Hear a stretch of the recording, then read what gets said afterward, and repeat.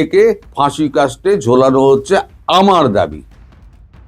আপনারা বাংলাদেশের লোকে কি দাবি করবেন না করবেন জানি না, কিন্তু আমার দাবি হচ্ছে ইউনূসকে ওই ইন্টারন্যাশনাল কোর্ট অফ জাস্টিসে নিয়ে গিয়ে ইউনূস সহ এই যে আমাদের ওই প্রফেসর যেগুলো আছে আর যেগুলো বাঁচার জন্য এখন ওই শেল্টার খুঁজছে, এখন গিয়ে মায়ের পেটে ঢুকছে, জামাতের কাছে গিয়ে ঢুকছে, সেগুলোকে শুদ্ধ কপাকপ ধরে মারো। ইউনূস কোথায় কি করে রেখেছে, কত সম্পদ করে রেখেছে তাও আমি আপনাদের জানিয়ে দেবো। এই বেটা পালাবে কোথায়? এবং বিএনপি পুরো ইউনূসের ওপরে পুরো চাপ সৃষ্টি করছে যাতে জামাতের থেকে সংসদ দূরে রাখো। জামাতের সঙ্গে প্ল্যান করে যে কাণ্ডগুলো করছো তার ফল ভোগতে হবে ইউনূস দেশকে। ইউনূস কিন্তু তখন পালাতে পারবেন না এবং তখন বলতে পারবেন না আমি কিছু জানি না। কি করে শেখ হাসিনাকে ফিরিয়ে দেওয়া হবে সেই প্রসঙ্গটা আমি আপনাদের বলবো। কিন্তু গতকালকে আপনাদের পুলিশের আইজিপি, তার নাম হচ্ছে মোহাম্মদ বাহারুল, তিনি বলেছেন যে ভারতবর্ষ থেকে সমস্ত তথ্য উপাত্ত যা দেখানো হচ্ছে তার উপরে আমরা নজর রাখছি। ডিজিএফআই তো নজর রাখছেই, সেখানেও তো বুদ্ধিমান মানুষের অভাব নেই। তো সেই সমস্ত তথ্য উপাত্ত তারা নজর রাখছে এবং সেই অনুযায়ী তারা ব্যবস্থা নিচ্ছে। ফলে এই মুহূর্তে যদি আমি ওই প্ল্যানিংয়ের কথা বলি তাহলে সবটা আমাদের শত্রুপক্ষের কাছে চলে যাবে। সেক্ষেত্রে আমার এখন এটা বলা উচিত হবে না বলে আমি সিদ্ধান্ত নিয়েছি। তাই আমি অন্য খবরের দিকে আপনাকে নিয়ে যাচ্ছি। সেই খবরগুলো খুব ইন্টারেস্টিং, ভীষণ ইন্টারেস্টিং খবর। এক হচ্ছে আপনাদের এই যে ডিফেন্স প্যাক্ট, যেটা আমি ফাঁস করলাম যে ডিলটা হচ্ছে না, এই ডিলটা না হওয়ার কারণে এখন পাকিস্তান খুব নড়ে চড়ে বসেছে যে এমন একটা সুযোগ হাতছাড়া যদি হয় তাহলে পরে তো পাকিস্তানের হাত থেকে একটা বড় অস্ত্র বেরিয়ে গেল। তাই কালকে তড়িঘড়ি পাঠানো হয়েছিল পাকিস্তান আপনাদের বাংলাদেশে পাকিস্তানের যে রাষ্ট্রদূত হাই কমিশনার ইমরান হায়দারকে ইউনূসের কাছে। ইউনূসের সঙ্গে ইমরান হায়দারের 4:30 দেখা হয়। 4:30 থেকে 4:45 এরকম সময় হবে, 4:30 পৌনে 5 নাগাদ দেখা হয়। দেখা হওয়ার পরেতে আমাদের এই ইমরান হায়দার, পাকিস্তানি হাই কমিশনার, তিনি বলেন যে ঢাকা আরেকবার এই ডিফেন্স প্যাক্টটা নিয়ে বিবেচনা করুক। ডিফেন্স প্যাক্টটা না হলে পরে আমাদের দু দেশের পক্ষে ক্ষতিকর অবস্থা হবে এবং বাংলাদেশের যা সামরিক অবস্থা তাতে বাংলাদেশ ভারতের কাছে খুব একটা সুরক্ষিত নয় মিলিটারিলি। এখন পাকিস্তান মিলিটারিলি কি সুরক্ষা দেবে?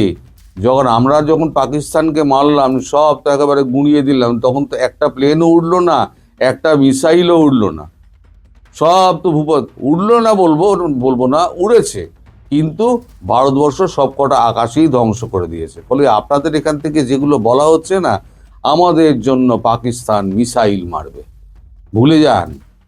নিজের দেশ বাঁচাতে পারে না। সেনাপ্রধান হেরে যাওয়ার পর ফিল্ড মার্শাল হয়ে গেছে।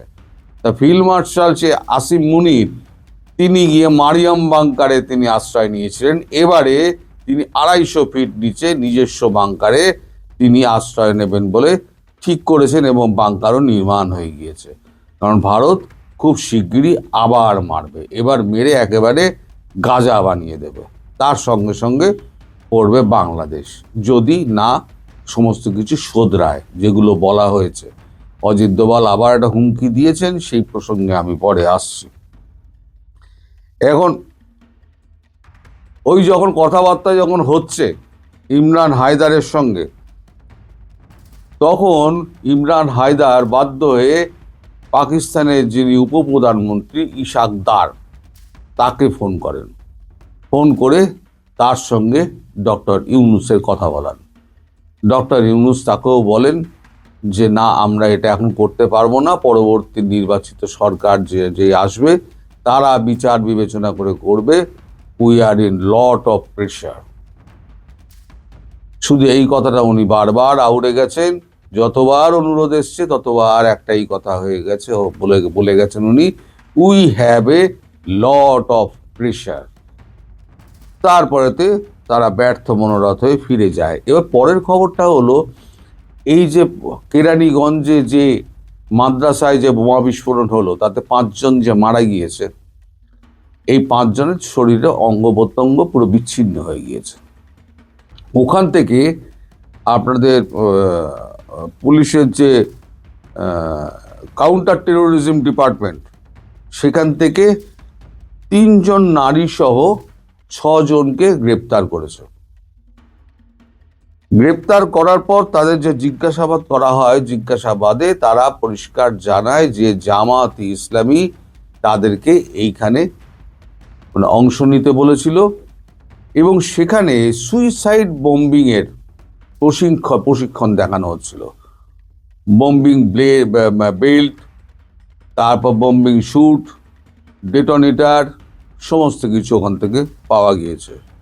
তার মানে ভারত যে নজর রাখছে না তা নয়, আমরা কিন্তু সব জানি কোথায় কি হচ্ছে না হচ্ছে, সব জানি। আমি একটা একটা করে বলে যাচ্ছি। অজিত দোভাল কেন বারবার হুমকি দেবেন না, একটা সময়ের পর তখন কিন্তু সময় আসবে মার খাওয়ার। আচ্ছা, এবারে আমাদের আফগানিস্তানে খুব সম্ভবত আমার মনে হচ্ছে তেহরিকে লাব্বাক পাকিস্তান, TLP বলা হচ্ছে আফগানিস্তান থেকে, কিন্তু আফগানিস্তানের সঙ্গে ভারতের যা সম্পর্ক, আফগানিস্তানের কোনো তালিবান এখানে এসে প্রশিক্ষণ দেবে না। আমার মনে হচ্ছে এটা তেহরিকে লাব্বাক পাকিস্তান বলে খাইবার পাখতুনখোয়ার একটা দল রয়েছে, তারা হচ্ছে সন্ত্রাসবাদী দল, তাদেরও ওইখানে মৌলবাদী আছে, তারা ঢাকার সঙ্গে একটা সম্পর্ক তৈরি করেছে সম্ভবত TLP থেকে, তেহরিকে লাব্বাক পাকিস্তান। তা তেহরিকে লাব্বাক পাকিস্তানের যিনি এখানে গত 1 সপ্তাহ ধরে ঘুরে বেড়াচ্ছেন, খুব খোলামেলা ঘুরে বেড়াচ্ছেন, বিভিন্ন মাদ্রাসায় যাচ্ছেন, তার নাম হচ্ছে মোল্লা নূর আহমেদ নূর, 2টো নূর, মোল্লা নূর আহমেদ নূর। তিনি এসে ঢাকার সমস্ত মাদ্রাসা ঘুরছেন এবং হুতি এবং হরকাতুল জেহাদ, যে হুজি যেটা, এদের সঙ্গে একটা গোপন মিটিং করছেন। এটা কিন্তু বেশ দীর্ঘদিন ধরে এইটা চলছে। এটাও কিন্তু ভারতবর্ষ নোট ডাউন করেছে এবং ইউনূসের কাছে পাঠিয়ে দেওয়া হচ্ছে নোট হিসেবে। তাছাড়া এই যে কূটনৈতিক চাপ, আমি যেটা বলেছিলাম, শেষ কূটনৈতিক চাপ, যে কারণে তারেক জিয়াকে ওখানে পাঠানো হয়েছে, সেই কূটনৈতিক চাপের একটা অংশ কি হচ্ছে জানেন? সেটা হচ্ছে এই দীপুচন্দ্র দাস, তার হত্যার পেছনে আমাদের বিএনপির যোগ থাকলেও বাধ্য হয়ে তারেক জিয়াকে দীপুচন্দ্র দাসের বাড়িতে যেতে হচ্ছে।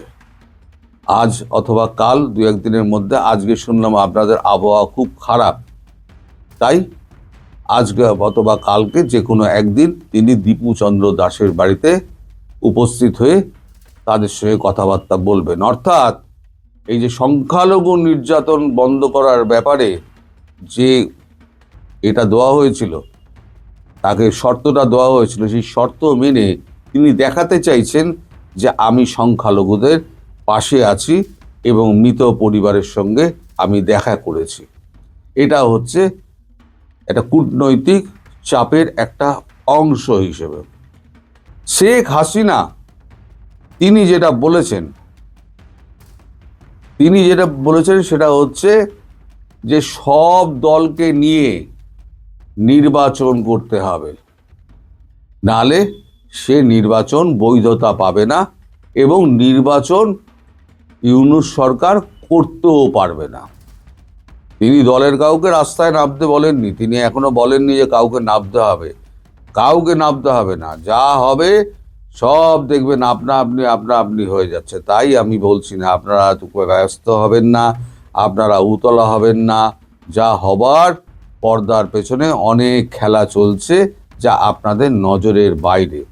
তা নইলে পরে আপনাদের প্রধানমন্ত্রী শেখ হাসিনা তিনি কি করে বলেন যে এই ভোট অংশগ্রহণমূলক হতে হবে, ইনক্লুসিভ ইলেকশন হতে হবে, এবং তার মনে হয়েছে গত 16 মাসে মানুষের ভুল ভেঙেছে, কিছু মানুষকে ভুল বোঝানো গিয়েছিল। এই সমস্ত বজ্জাতগুলো আমি অনেক আগে বলেছিলাম, এই 4 তারিখে যখন এরা তুমি কি আমি কি রাজাকার রাজাকার বলে চিৎকার করে মিছিল করছিল না, সেদিনকে আমি বলেছিলাম যে এরা হচ্ছে জামাতের প্রসব করা সন্তান। আপনারা 2024-এ স্ক্রল ডাউন করে 4 আগস্টের যদি আমার দেখেন, সেখানে আপনারা পেয়ে যাবেন। ওই আমি আর অত কষ্ট করে নিচ্ছেন না, আমি মানে খুঁজিনি, কারণ তাতে আমার সময় নষ্ট হচ্ছে। আমি অন্যান্য খবর জোগাড় করতে গেলে আমার অনেক কষ্ট করতে হয়। আপনারা যদি খোঁজেন অবসর টাইম পান, তাহলে 4 আগস্টের আমার ভিডিও দেখবেন, সেখানে আমি বলেছিলাম। তা আলটিমেটলি কি হলো, এখন তারা এনসিপিতে যোগদান করলো, মানে আবার পেটের থেকে বেরিয়েছিল, আবার পেটের মধ্যে ঢুকে গেল। খেলা পরিষ্কার, ওখান থেকেই তো সমস্ত কিছু হয়েছিল। তাই বলেছিলাম যে আন্দোলন হাইজ্যাক হয়ে গিয়েছে, এবং কাদের হাতে পড়েছে? জামাতের প্রসব করা এই সমস্ত মানে শিশু সন্তানদের হাতে। আমি কোনোদিনও এদেরকে রাজাকারের বাচ্চা বলে তাদের মায়েদের আমি অসম্মান করতে চাই না, কারণ মায়েরা হচ্ছে গিয়ে সবসময় স্বর্গীয় স্থানে থাকেন। যে কোনো নারী, তিনি সবসময় আমাদের কাছে আরাধ্য দেবী। এখন জামাতের থেকে সমস্ত মানে মহিলারা আর মানে এনসিপি থেকে সব সরে আসছে। তার কারণ হচ্ছে জামাতের সঙ্গে যখন ঢুকে যাচ্ছে, তখন এনসিপির যারা মহিলা তারা জানেন যে জামাত তাদেরকে টিকিট দেবে না। জামাতের কাছে মহিলাদের কোনো স্থান নেই। এটা ভারতবর্ষ নয়, এটা হচ্ছে বাংলাদেশ এবং পাকিস্তান একই। সেখানে নারীরা হচ্ছে প্রসব করার একটা যন্ত্র, এবং তাদেরকে ঘরে বেঁধে রেখে তাদের উপর অত্যাচার করা হয়। তারা দ্বিতীয় বিয়ে করার সুযোগ পায় না, কিন্তু একটা পুরুষ 4টে বিয়ে নাকি তারা করতে পারে, এটা নাকি জায়েজ। এটা কি ধরনের জায়েজ আমি তো জানি না, বুঝতে পারি না। সমান অধিকার যদি হয়, তাহলে মহিলাকেও বলো তুমি 4টে বিয়ে করার তোমারও ক্ষমতা আছে। আমি মহিলাদের সম্পর্কে কোনো রকম মন্তব্য করব না, কিন্তু এরা যারা এখন মন্তব্য করতে শুরু করেছেন এই রেজওয়ানা ম্যাডামের বিরুদ্ধে, ফরিদা ম্যাডামের বিরুদ্ধে, দেখুন তাদের বিরুদ্ধে আপনাদের মানে এই আপত্তি থাকতে পারে, কিন্তু মিনিমাম মায়ের সম্মানটুকু তো দেবেন আপনারা। এত বড় আপনারা অশিক্ষিত ছাগল এবং কুসন্তান, আপনারা নিজের মাকে পর্যন্ত আপনারা শ্রদ্ধা করেন না।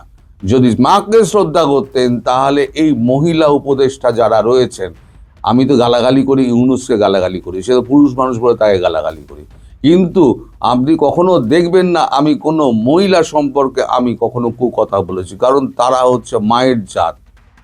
আপনি যে মায়ের থেকে সন্তান বা আপনাকে প্রসব করে বার করেছেন না, তবে তো আপনি দুনিয়াটা দেখেছেন। আর 71-এর স্বাধীনতা যদি না থাকতো, তাহলে পরে আপনাদের আজকে পাকিস্তানি সৈনিকদের আজকেও বুটের লাথি খেতে হতো। সেই 71-কে আপনারা অস্বীকার করেন। আপনারা জানোয়ারের জানোয়ার, অধমেরও অধম। তো যাই হোক, এখন এই আমির খুসরু গতকালকে দেখা করেছিলেন, মানে বিএনপির আমির খুসরু দেখা করেছিলেন ইউনূসের সঙ্গে, গিয়ে আবার একটা ডোজ দিয়ে এসছেন যে জামাতের সঙ্গে আপনারা যে এই দলটল পাকিয়ে এই সমস্ত কুকাণ্ড ঘটিয়ে বেড়াচ্ছেন, এই এখানে এখানে হুতি, এখানে হুজি, তারপরে আপনার ওই তাহরিকে লাব্বেক টিএলপি, তারা আসছে, এসে এখানে ঢুকছে, এর ফলাফল যা হবে তা কিন্তু আপনাকে ভুগতে হবে, আমরা দায় নেব না। আর আমির খুসরুর সঙ্গে কিন্তু ভারতবর্ষের সম্পর্ক ভালো, এটা আপনারা জানেন, কারণ আমির খুসরু এসে কিন্তু মাঝে মাঝে এসে আমাদের অমিত শাহের সঙ্গে দেখা করেন। এ নিয়ে আমি একটা ভিডিও করেছিলাম। আবার সেই ভিডিওটাকে আবার এআই ভার্সান করে আমায় বদনাম করার জন্য একজন আমাকে মানে একটা ভিডিও বানিয়েছিল। তা মানুষ সাময়িকভাবে বাঙ্গু, তো সাময়িকভাবে বোকা বনে, তারা অন্তত 10,000 কি 20,000 আমাকে আনসাবস্ক্রাইব করে চলে গিয়েছে। যারা দেখবে না, যারা এটুকু বোঝার ক্ষমতা নেই যে একটা মানুষ একটা ছবি দিয়ে করছে, সেইটাকে ভুল প্রমাণিত করা এআই দিয়ে, তো যাই হোক, এটা জামাতই করেছিল। তো তারপরে তো মানুষ আবার তাদের ভুল বুঝতে পেরেছে। এখন মানুষ সবসময় স্রোতের সঙ্গে চলে, তো তার স্রোতের সঙ্গে চলতে গিয়ে এই জিনিসটা হয়েছিল। তো আলটিমেটলি যেটা দাঁড়াচ্ছে সেটা হচ্ছে কূটনৈতিক যে প্রেশার মানে তারেক রহমানের ওপরে রয়েছে, সেই কূটনৈতিক প্রেশারে তারেক রহমান ধীরে ধীরে তার কাজকর্ম শুরু করছে এবং বিএনপি পুরো ইউনূসের ওপরে পুরো চাপ সৃষ্টি করছে যাতে জামাতের থেকে সংস্রব দূরে রাখো। জামাতের সঙ্গে প্ল্যান করে যে কাণ্ডগুলো করছো তার ফল ভোগতে হবে ইউনূস দেশকে। ইউনূস কিন্তু তখন পালাতে পারবেন না এবং তখন বলতে পারবেন না আমি কিছু জানি না, এই কথাটা ডক্টর ইউনূস বলতে পারবেন না। তিনি দেশে বিদেশে বিলিয়ন বিলিয়ন ডলারের সম্পত্তি করে রেখে দিয়েছেন। আমি ফ্রান্স থেকে খবর পেয়েছি, আমি এ নিয়ে পরে খবর করব। শুধু একটা বিল্ডিংই আছে 20 বিলিয়নের, একটা বিল্ডিং, সেই বিল্ডিংয়ের ছবিও আছে আমার কাছে, তথ্য উপাত্ত সব রয়েছে। আমার পড়তে সময় লাগছে, 44 পাতার রয়েছে, ডকুমেন্ট রয়েছে, আমার পড়তে সময় লাগছে, সেগুলো নিয়ে আমাকে নোট ডাউন করতে হচ্ছে। ইউনূস কোথায় কি করে রেখেছে, কত সম্পদ করে রেখেছে, তাও আমি আপনাদের জানিয়ে দেবো। এই বেটা পালাবে কোথায়? ভারতবর্ষের হাত থেকে পালাতে পারবে না। আর শেখ হাসিনা দেশে ফিরবেন, লড়াই করবেন, নির্বাচনে লড়াই করে প্রধানমন্ত্রী হবেন, হলে পরে একে ফাঁসি কাস্টে ঝোলানো হচ্ছে আমার দাবি। আপনারা বাংলাদেশের লোকে কি দাবি করবেন না করবেন জানি না, কিন্তু আমার দাবি হচ্ছে ইউনূসকে ওই ইন্টারন্যাশনাল কোর্ট অফ জাস্টিসে নিয়ে গিয়ে ইউনূস সহ এই যে আমাদের ওই প্রফেসর যেগুলো আছে আর যেগুলো বাঁচার জন্য এখন ওই শেল্টার খুঁজছে, এখন গিয়ে মায়ের পেটে ঢুকছে, জামাতের কাছে গিয়ে ঢুকছে, সেগুলোকে শুদ্ধ কপাকপ ধরে মারো, একদম জেলবন্দি করে দাও, অন্ধকুটুরিতে করে দাও। আর ভারতীয় সৈনিক যদি ওখানে নামে তাহলে পরে খুঁজে খুঁজে বার করে নেবে এবং টেনে টেনে বার করে, তখন দেখবে না কে জামাত আর কে বিএনপি আর কে অমুক, তখন কিন্তু কারো কোনো মাপ নেই। সুতরাং সবাই একটু করে যারা করছে সাবধানে থাকবেন, ধৈর্যের একটা সীমা আছে, একটা শেষ চান্স একটা বাংলাদেশকে দিচ্ছে, ইউনূসকে দিচ্ছেন ভারতের প্রধানমন্ত্রী নরেন্দ্র মোদী। শুধরে যাও অথবা পরিণাম ভোগার জন্য প্রস্তুত থাকো। ডিসেম্বরের 1 তারিখ থেকে ডিসেম্বর মাসের 25 তারিখ পর্যন্ত যে ঘটনাগুলো ঘটেছে তার মধ্যে উল্লেখযোগ্য ঘটনা ওসমান হাদির মর্মান্তিক হত্যাকাণ্ড বা মৃত্যু। তো এই হত্যাকাণ্ড বা মর্মান্তিক মৃত্যুকে কেন্দ্র করে অন্য যে ঘটনাগুলো ঘটেছে সেই ঘটনার রেশ আরও বহুদিন যাবে। এরপরে হঠাৎ করে বিএনপির চেয়ারপারসন, ভারপ্রাপ্ত চেয়ারম্যান জনাব তারেক রহমান, তিনি বাংলাদেশে আসার ঘোষণা দিলেন এবং তিনি 25 তারিখে বাংলাদেশে এলেন। তার আসার পরে 25, 26, 27, 28 এই 3 দিন বাংলাদেশে 25, 26, 27, 28 মোট 4 দিন সারা বাংলাদেশে যে ঘটনাগুলো ঘটলো এটা বিএনপির লোকও কল্পনা করতে পারেনি, আর বিএনপির যারা প্রতিপক্ষ তারা তো একেবারেই কল্পনা করতে পারেনি। পুরো রাজনীতির যেটিকে বলা হয় কোর্স অফ অ্যাকশন, সেই অ্যাকশনগুলো একেবারে এলোমেলো হয়ে গেছে। বিএনপির যারা প্রতিপক্ষ থেকে একটা ব্যালেন্স তৈরি করতো যে আমরা বোধহয় বিএনপির সমান, ফলে সেখানে একটা ভারসাম্য তারা মনে মনে তৈরি করে ফেলেছিল। আর বিএনপি যদিও তাদের যারা প্রতিপক্ষ তাদেরকে কখনো রাজনৈতিক শক্তি মনে করেনি, ফলে এখানে একটা চিন্তা চেতনার মধ্যে একটা ভীষণ রকম ভারসাম্যহীনতা। বিএনপির 35% যারা বিএনপির সাপোর্টার তারা মনে করছেন জামাত, এনসিপি এরা কোনো রাজনৈতিক প্রতিপক্ষ নয়, দলও নয়, এদের কোনো ক্ষমতা নেই, কাজেই তাদেরকে কোনো পাত্তা দেওয়া বা তাদের সাথে সমঝোতা করা দরকার নেই, আমরা এমনিতেই ক্ষমতা চলে আসবো। তারা কেবলই মাত্র কারোর সাথে সংঘাত, দ্বন্দ্ব বা অহেতুক ঝামেলা না জড়িয়ে বর্তমান সরকার যারা চালাচ্ছে তাদেরকে তোয়াজ করে তদবির করে একটা ইলেকশন অনুষ্ঠানের জন্য সর্বোচ্চ কূটনৈতিক তৎপরতা তারা চালিয়ে আসছিল। তো তারই ধারাবাহিকতায় যখন তারেক রহমান সাহেব আসলেন বাংলাদেশে, এটাও ঘটনা নাকি দুর্ঘটনা, এটি বিএনপির কোনো সিদ্ধান্ত না তারেক রহমান সাহেবের একক সিদ্ধান্ত? এই যে তারেক রহমান সাহেবের বাংলাদেশে আগমন, এটার পেছনে কি ডক্টর মোহাম্মদ ইউনূসের গ্রিন সিগন্যাল, নাকি এটার পেছনে ভারতের গ্রিন সিগন্যাল, নাকি রাশিয়ার গ্রিন সিগন্যাল? এই বিষয়গুলো নিয়ে আলোচনা হচ্ছে এবং এইগুলো নিষ্পত্তি হওয়া খুবই জরুরি। এর কারণ হলো এই বিষয়গুলোর উপরে আগামী দিনের যে বাংলাদেশ নামক রাষ্ট্র, সেই রাষ্ট্রটির শ্রেণী চরিত্র নির্ভর করছে, যেটা বলছিলাম। তো তারেক রহমান সাহেব আসার পর যেটি হলো, রাজনীতির যে ভারসাম্যটি ছিল এই গত 15 মাস ধরে, সেই ভারসাম্যটি পুরো একেবারে 180 ডিগ্রি অ্যাঙ্গেলে উল্টে গেছে। বিএনপির যারা লোকজন রয়েছেন তারা প্রাণান্ত চেষ্টা করছেন এখন তারেক রহমান সাহেবের দৃষ্টি আকর্ষণ করার জন্য, যে রাষ্ট্রীয় প্রতিষ্ঠানগুলো কিংবা ব্যবসায়িক প্রতিষ্ঠানগুলো, কর্পোরেট হাউসগুলো, মিডিয়াগুলো এতদিন এনসিপির তেলবাজি করত, ডক্টর মোহাম্মদ ইউনূসের মনোরঞ্জনের চেষ্টা করত, আর আওয়ামী লীগের বিষোদ্গার করত এবং বিএনপির ব্যাপারে 50-50।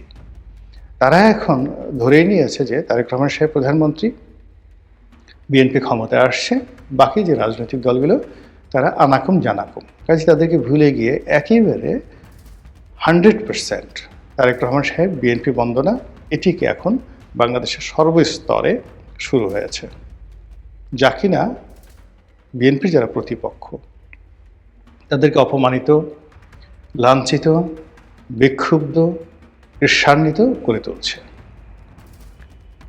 যারা দুর্বল চিত্তের, বিরোধী পক্ষে যারা দুর্বল চিত্তের, তারা ইতিমধ্যে এলোমেলো হয়ে গেছে, বিরোধী শিবিরে ভাঙন শুরু হয়ে গেছে। এবং আপনারা দেখেছেন যে বিএনপির সঙ্গে যে সকল রাজনৈতিক দলের জোট করার কথা ছিল এবং সে সকল জোটের যারা কর্তা ব্যক্তি, তারা খুব যাকে বলা হয় গর্ব নিয়ে তারা বলছিলেন যে আমরা নিজেদের প্রতীকে নির্বাচন করব, স্বতন্ত্র নির্বাচন করব, এবং আমাদের সাথে আসন সমঝোতা হবে কিন্তু প্রতীক থাকবে। কিন্তু এই তারেক রহমান সাহেব আসার পরে তাদের মনে হচ্ছে যে বিএনপির যে জোয়ার এসেছে, এখানে ধানের শীষের বাইরে অন্য কোনো প্রতীক নিয়ে, সেটা রাজনৈতিক দলের হোক কিংবা স্বতন্ত্র হোক, অন্য কোনো প্রতীক নিয়ে মাঠে দাঁড়ানো যাবে না।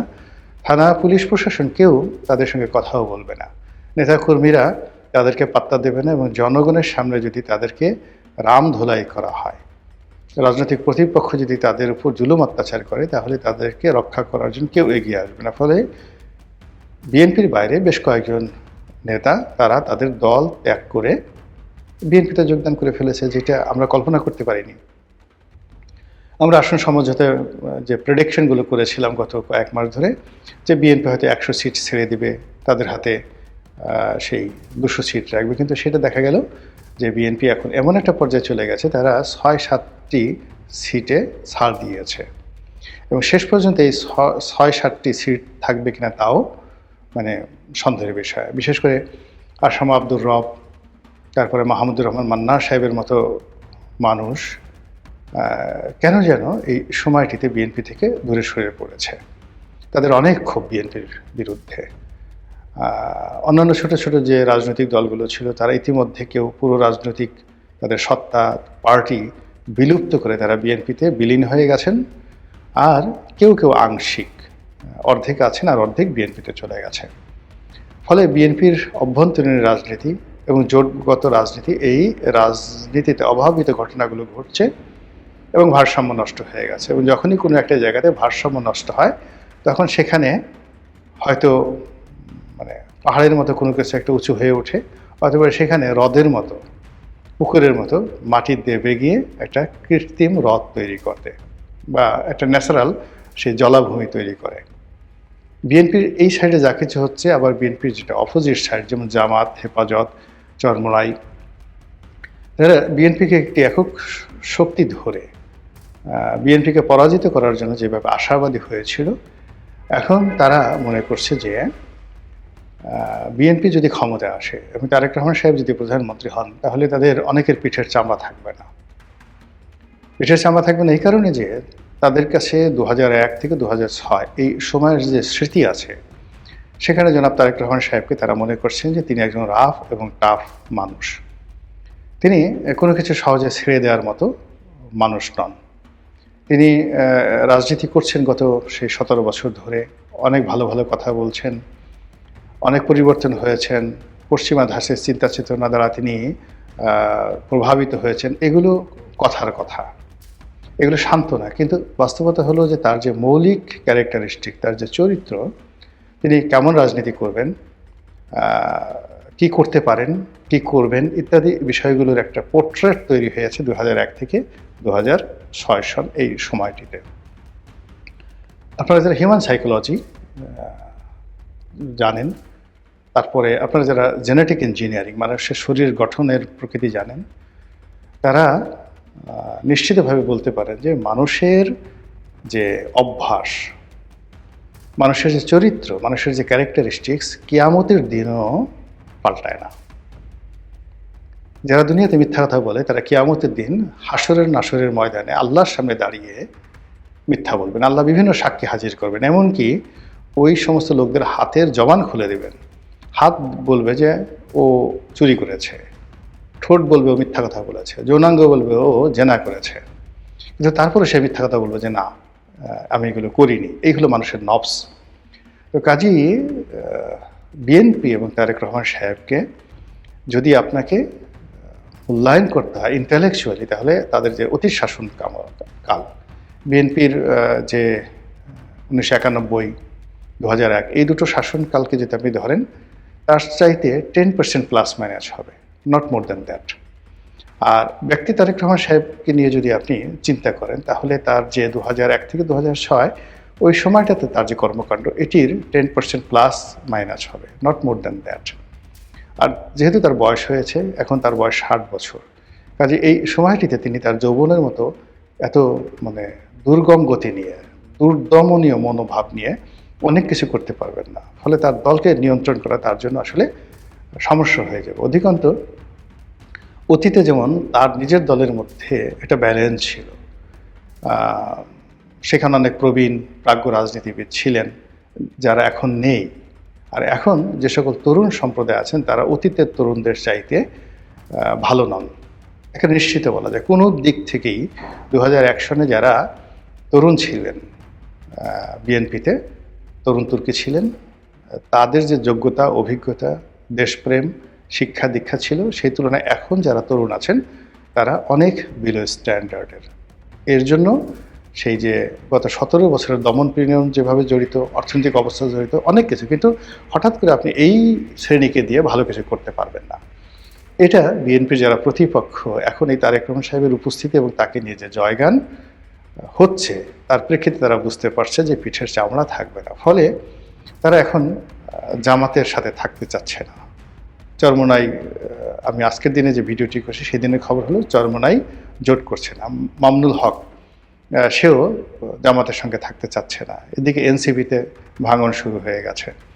তো সব মিলিয়ে যে ঘটনাগুলো গত 7 দিনে ঘটেছে, এটার যে ধারাবাহিকতা আগামী দিনগুলোতে মানে এমন অকল্পনীয় যে ঘটনা ঘটবে, সেই ঘটনা আমাদের রাজনীতিকে রীতিমতো তছনছ করে দেবে।